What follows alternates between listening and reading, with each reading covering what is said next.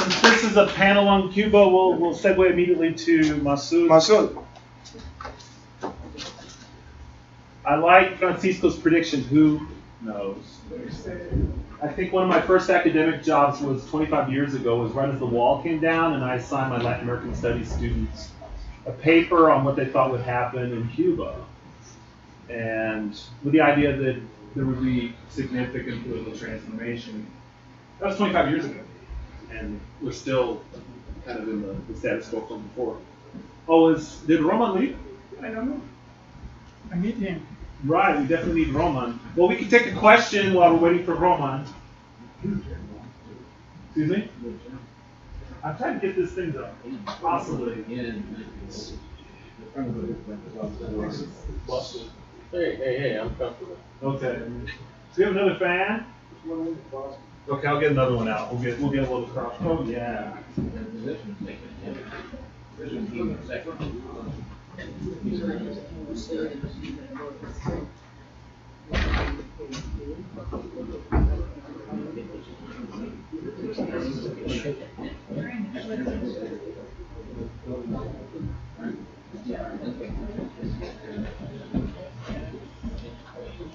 He's coming. Is he coming? Oh, Roman, you need to. Yeah.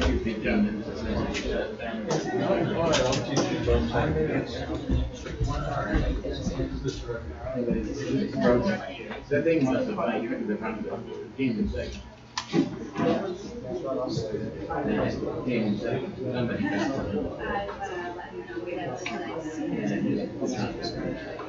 Maybe just run it down.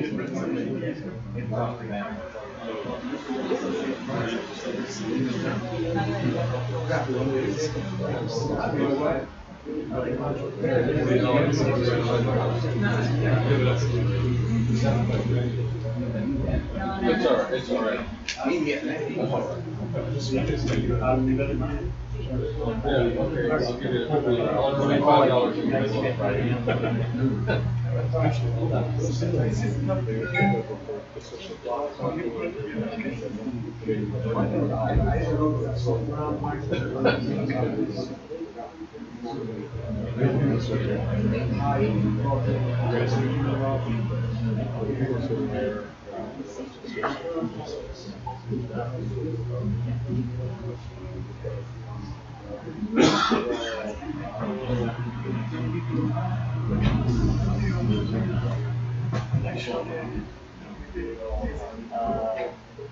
Try touching the screen.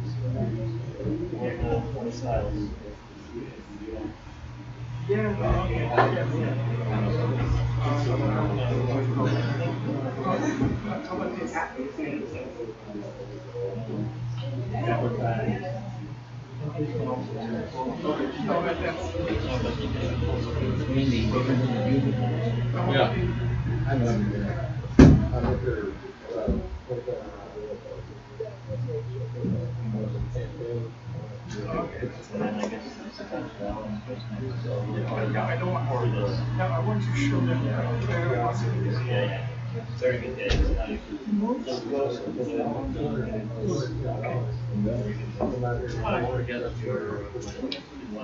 Okay, that's good. I spent 25 days in Cuba. I went from Havana to Vinales, Cienfuegos, Trinidad, Camagüey, Santiago, Guantanamo, Paraguay, and Santa Clara. So, okay, how about touching? Touch, okay. This is the Cuba that, the Havana that you see on TV, but I didn't care about that. I cared about things like that. I was sitting on a bench and I saw this. Next to it, I saw this one. Oh, here it is. No, how do I go back? Oh, okay, I do, but yeah. Yeah, okay. This is the next one. Okay, I want to say that Cuba is a police state. Government controls everything. But I'm not going to talk about the government. I'm going to talk about people. They are wonderful people. I've never seen people like that. So that's what I want to defend. Cubans, the government, I don't care. Actually, I'm going to tell you stories about some controlling. Here is the Ignacio's famous street.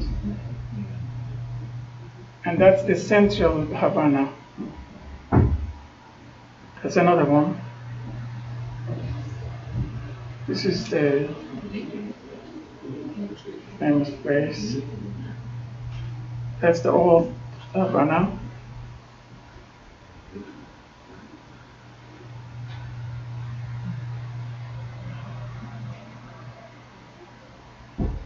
Okay, I took a taxi and I told the driver that I have his taxi was a 58 Chevy. I said, I have a Ford truck 57, I paid $200. He said, oh my God, I buy it from you. I said, how? He said, my son has passport. You send it to Mexico, I pay $5,000 plus shipping. And then he comes and picks it up. I said, why do you want to buy my car? He said, 2 years ago he paid $16,000 and the engine is a Hyundai. So, and those Coco taxis, they're fun to ride. I went to see the Pope last at the Resurrection. I couldn't even get close to that. They went there at 4 o'clock in the morning to see the Pope. That's the Che Guevara, and I'm going to tell you a story about Che Guevara. This is the place that they say that Ernest Hemingway had mojito. Mojito is a drink, rum, soda like 7-Up, and the mint. I didn't care. I paid $5. There are two types of money. The dollar convertible and moneda nacional, which is, so when at the airport I changed $1,000 to convertible, and then I told the lady I want to change $50 into pesos. She said, no. How long do you want to stay? I said, 25 days. She said, $20 is enough. I said, okay. So there is prostitution now in Cuba just because of the moneda nacional. Girls, they want to buy clothes. People want to eat better ice cream. They can't. They have to pay with money. Convertible. So you see that in any Central Park, you see that men and women, they prostitutes. And the government put some cameras in some busy streets, like Obispo, if you have been to over there, to monitor to see if there are prostitution going on, and police is everywhere. So they say that Ernest Hemingway said that mojito is the best here, but actually it's not true. He never said that. He spent only one day and one time, and he had a coffee, not mojito. But there are other people that they visited this place. I was walking and the guy said, okay, I want to give you a haircut. I said, I don't want it. She said, no, you sit there. I said, please, I don't want to. I just had a haircut. He said, I'll charge you only $3. I said, okay. So he shaved my eyebrows. And every time I was passing on the street, he was saying, don't forget, when you leave, you go back, I will have to give you another haircut. I said, okay, but I didn't get a haircut. This is Vinales, beautiful. So I met the guy, Pedro. Now I want to contradict what you say. Pedro, he was educated. I stayed with him, and I said, we were talking about Che Guevara, Fidel Castro, and Then the lady next door was sitting and called Pedro, that she wanted to talk to Pedro. After 5 minutes, Pedro came back. I said, what happened? He said, let's change the conversation. Because she asked me if he's criticizing the government. Elena, that's her name. Elena works for the bank. So, and I told her, no, Massoud likes Che Guevara. He likes everything.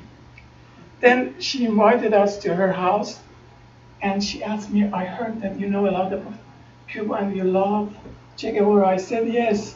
Why? I said, do you really want me to tell you?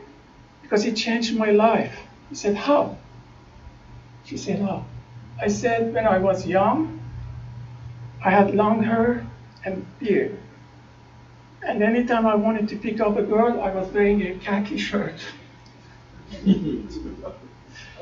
So she gave me a $3 Che Guevara. She hugged me. I said, I didn't come here to talk about the revolution. I came here to just have fun. So, and Pedro told me that Vietnam gave us free rice, but we couldn't afford the transportation.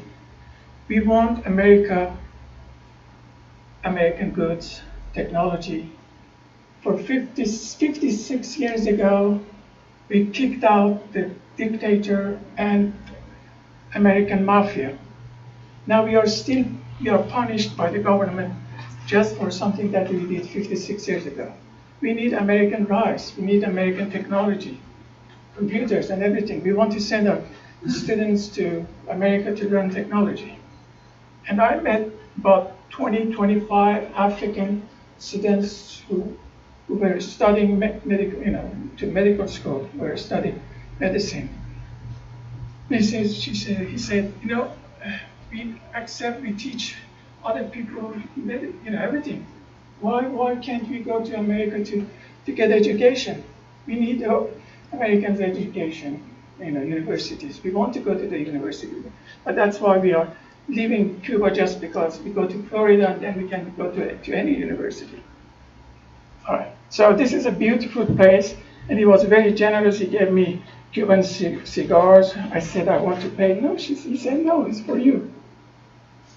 Vinales. And look at this.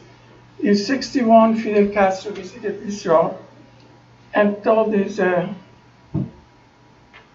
artist that I want snail, dinosaurs, and cavemen. And that's what you see now. Very pretty. Massoud, Yeah. these formations are called mogotes. Yeah. This is in Vinales, this is in the... Yeah, but I took a tour. I stayed at Vinales for 2 days. In the province? Yes, the province of Tirana Rio. No. It was just 15 minutes from Vinales. Yeah. No, I took those pictures. yeah, but Vinales is the Tirana Rio province. Province, yes. Yeah, and these things are called mogotes. Photos, yeah. Beautiful, really. All right, Cien Fuego. Oh, okay, anyway. This is the wrong one. The wrong thing. Okay, anyway, this is a French city. I didn't care about this place.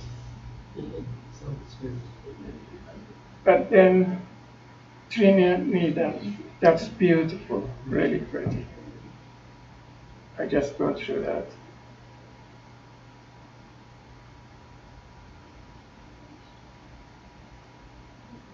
See that?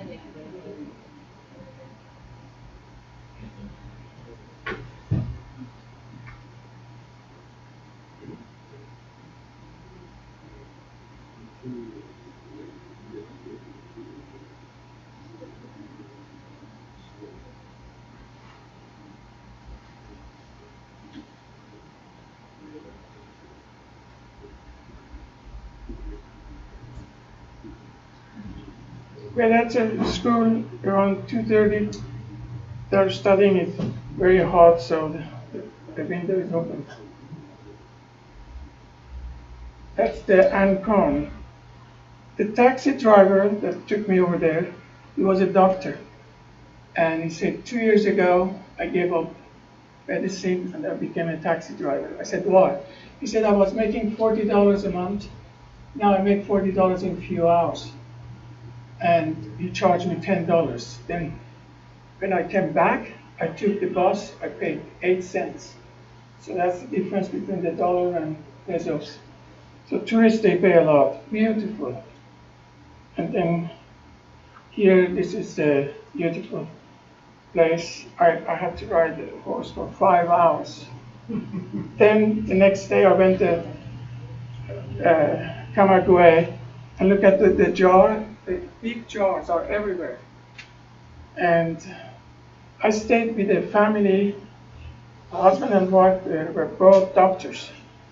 Then I told the wife that I'm tired, I rode the horse. I have pain everywhere. She said, don't worry, go stay on your bed. I'm going to help you.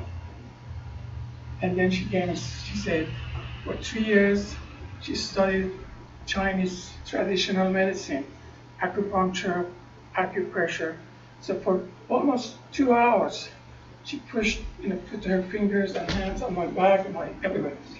Then the next morning, I said, okay, here I am paying for the room, and I gave her $50. She said, well, why do you give me that? I said, this is for what you did. You helped me last night. She said, you think that Fidel sent me to China to make money? I make my money on your room, on your breakfast, dinner that I made you. This is not, no, I don't. My job is not to make money with the medicine. My job is just to help you to feel better. So she gave me back my money, but I don't know, I didn't know what to say. Anyway, there are some three. Basically, when you see that, I didn't want to take the same pictures everywhere. Oh, in Camagüey, it was a Sunday afternoon. I was walking in a park and I heard Elvis. I followed the sound. I go there. That was an open air disco, and I paid 40 cents entrance and I paid $80 for the beer. Sat there, and then after the music stopped, I saw an old lady came and sat next to me, and she asked me, where are you from? In Spanish. I said, from your heart, for a song. So she told me, you know what, I'm 88 years old, and my pension is 300 pesos, which means $12. I said, how could you live with $12 a month? She said, you see that? You paid what, 10 pesos? I don't pay 10 pesos. You paid what? Beer for me is free. You paid 20 pesos. And my neighbors, they helped me. I feel good. I'm very good. And I told her that I'm from Iran. She said, you see that only Cuba and Iran can stand against America. No other countries. Then we danced. Then they started salsa. And she took my hand. Imagine dancing with an 80-year-old lady. I said, I don't know how to dance. She said, no, come on, I'll show you. So we danced, and then after the dance, I bought her one of those lollipop flowers and said bye. That was Then I went to Santiago de Cuba, my favorite place. Beautiful, the music. Every night I spent, after 8 o'clock, I was in different bars and disco. And there is a famous bar, I don't know if some of you know that, Casa de la Trova in Santiago. Beautiful. So that's the place that I really enjoyed the most. Okay, that's the street. Look at the onion. Garlics and onions are sold on the streets. I don't know why. The building. After that, at 2 hours drive, I took a taxi. I went to Guantanamo, and then somewhere over there, I stayed in a house. The lady, when she saw my passport, she said, "Are you a CIA agent?" I said, "No, why?" She said, "Here is not a place for tourists. Tourists don't come to Guantanamo, especially Americans. They don't come here. You came here, you're a spy." I said, "No, I'm just tourist. I came to have chocolate because it's famous for chocolate." Then she said, "I want to tell you something. We don't like you torture our people, other people on our land. Take them to America and torture them there, not on Cuba." And then I didn't know what to say. I said, maybe I should leave this house. Then she was very nice. She gave me cookies, juice, coffee, and she was very nice, and she made me a very good breakfast. As John, I was thinking about you. This is the car, and you would like to drive. But I have a Ford 57. About a 55. Yeah. This is the Park Central that they go to browse the web, to chat on or Skype or chat or whatever in the evening. And that's the place I had my chocolate. Then Baraqua, the most beautiful place I have been. Very nice. They say that how do you call it?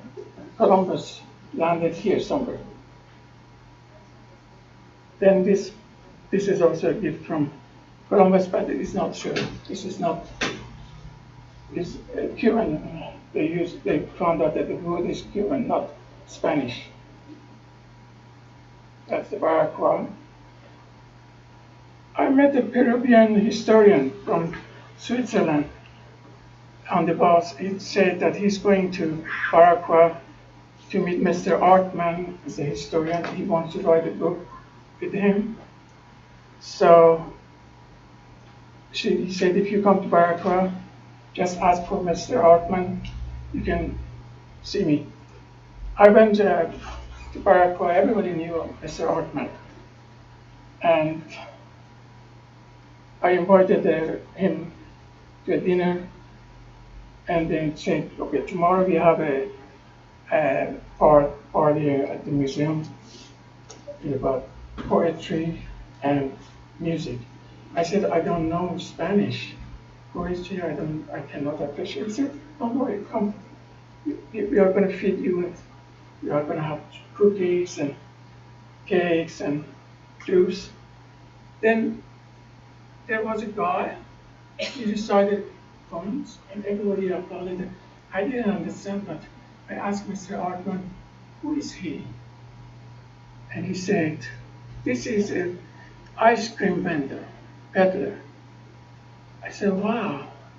He said, yeah, he's our beloved poet.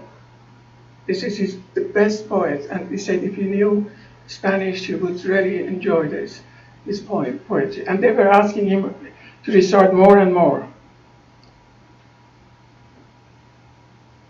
Then he said, you know what? 55,000 doctors, Cuban doctors, are in 65 different countries in Africa and South America. We invade countries with the army of doctors, and Americans invade countries with bombs and tanks. That's the difference between Cuba and us.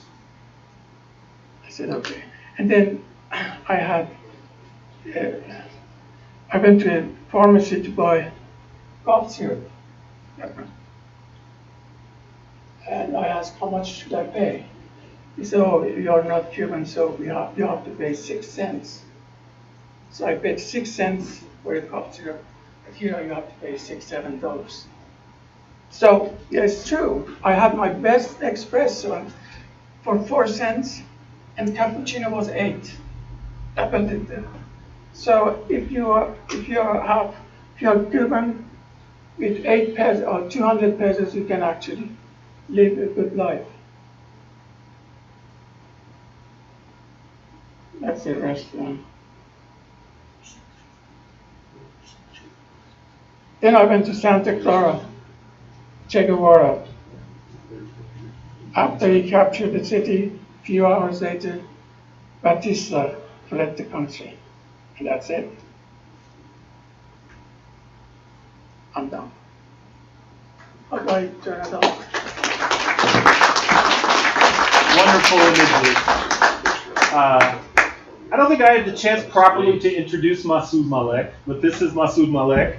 I was doing something else when he began his talk. He is originally, as he mentioned, from Iran, and I believe he holds the WAIS record. If anyone can top it, I'll be very impressed. He's visited 94 countries. Yeah. Did I get that right, or 97? 94. 94 countries. Anyone top that? No. Dr. Brown, Timothy Charles Brown back there, comes close. I know he and his wife Leda and the family Tamara have lived in 20 different countries. We did the count not too long ago. And so I settled at 45. 45. My count was pretty modest, about 35. I believe. Shall we?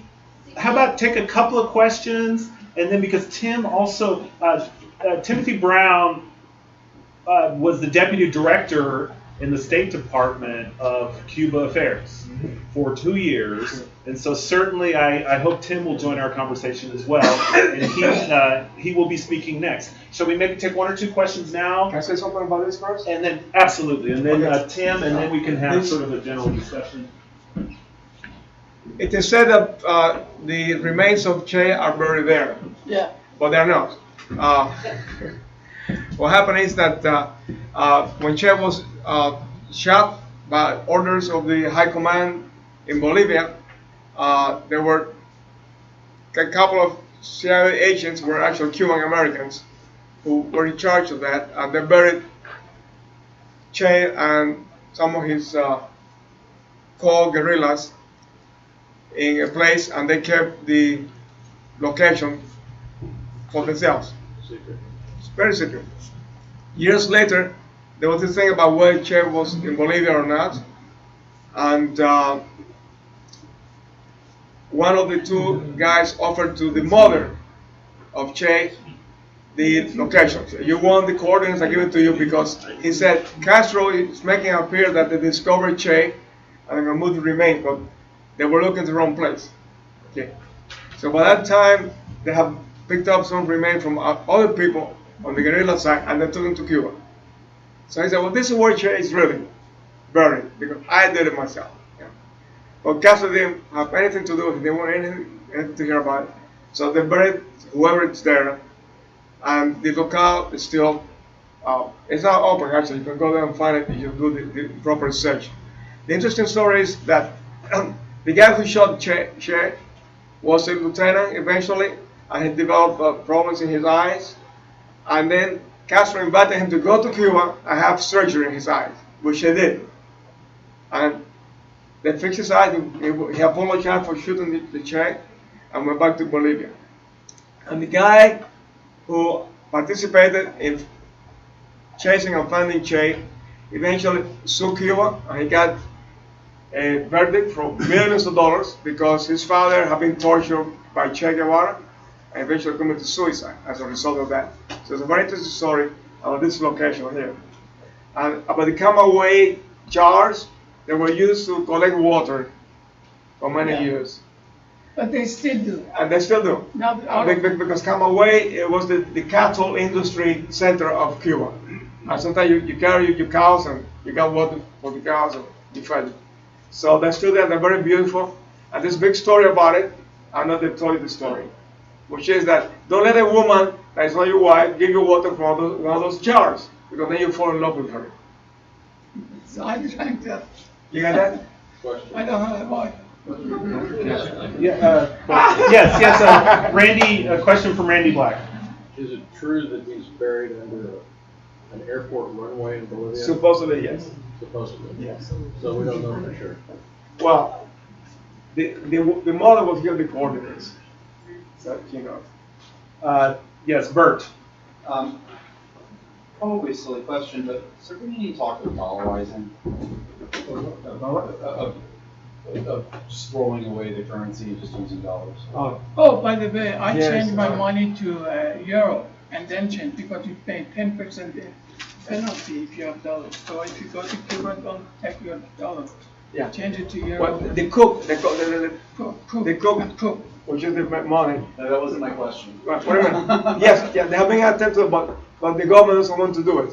And the Cubans call them chapitos, which is like funny money. Yeah. Yeah, like you go to Disneyland and say, well, you don't want the damn cooks, you want something you can get dollars money. So, but for a long time, Cubans have been trying to avoid the chapitos, the cook, because they have no value outside of the country. Tim. I hate to do this. I may make a couple of comments. First, the United States has had for the last 15 or 20 years the largest diplomatic presence in Cuba, and Cuba in Washington, that was protocol. And the only thing that's going to change in terms of the relationship is the title of the person who is responsible for the intersection in the fact that we will now call it the embassy. Up until then, it was a section of the embassy of Switzerland. Switzerland, yeah. We have a little card, second secretary of the embassy of Right. Switzerland. In terms of trade with Cuba, the United States has been for a long time, especially in agricultural products, Cuba's biggest trading It's happened. and I ran the embargo for 2 years. Yeah, yeah. Up to the United States. There's still a big trade. Yeah, they buy We are rice now- from no, the we worked United for a States. long time. Yeah, I know. We Yeah. had the embargo, and this is actually connected to the point that Cuba's having a hard time feeding itself. Yeah. And our agricultural people who are shipping in, that will change, you're absolutely right. That also, Americans were coming into, one of my favorites, for example, I went to Hemingway's home. There were an immense number of Canadian Cubans with Southern American accents. They were going up to Washington, Americans, there were tens of thousands. They were flying in from Mexico or flying in from Canada or elsewhere. So in fact, they're a surprising number. Yeah. Today, I don't know, I years. I was teaching up at Sierra Nevada College, Lake College, great place, France, putting together a diplomatic academy and invited a series of Cuban defectors to the idea how popular the regime is. The deputy commander of the Cuban Air Force filled an airplane, flew it into Cuba, Rafael Delfino, his name. The number 2 in Cuban intelligence detective, he's now teaching high school in Miami. The Cuban ambassador to the United Nations, and then the deputy foreign minister defected. The Cuban ambassador to Moscow, who was also a good ambassador, and Russians defected. A lot of these people. Let's go to Che Guevara. His number 2 was called Galeano Alarcón, Benigno, he defected in France. And Elizabeth Burgos, who was the one who wrote the book for Benjamin Chu, actually has written a book about it, they're only in Spanish. What I think is happening, and I'm sorry that I'm speaking for Raul has been to China twice, on long trips, and a number of others. What I think, my opinion, he wants to do is duplicate the Chinese Chinese model system so that we continue to have a single party dictatorship, only you also have lots more money. You know who said that? William Radcliffe wrote about that. William Radcliffe said he said said that the Cuba was moving towards the Chinese model. And that's true. I think that's what they're doing. And that's what Bill spoke about in 2009. That was his topic. He was talking about China and Latin America. Absolutely. Yeah. Another thing that I forgot to say, that one thing that people don't know is that the Cuban regime has been sustained by Cuban exiles here in the United States and other parts of the world. Billions of dollars every year are sent, not only in cash and remittances, but also, well, you go to Miami, Florida, you look at the airport, you see that at these areas where people carry huge quantities of everything, and sets, they wrap them in green plastic paper, and they ship them to Cuba. And that's what's keeping the government going. I mean, you go there, just look at the upper Miami, these people pushing like entire houses sometimes, put them in plastic and ship it. So that's what's keeping going. And I have a cousin, I sent him money because he's not doing too well in Florida. He sent it to his two sisters in Cuba. I mean, and that's what's been keeping the regime going. The taxi driver, the doctor, Yes. I said, how did you get the money to buy the car? He said, my brother is in Florida.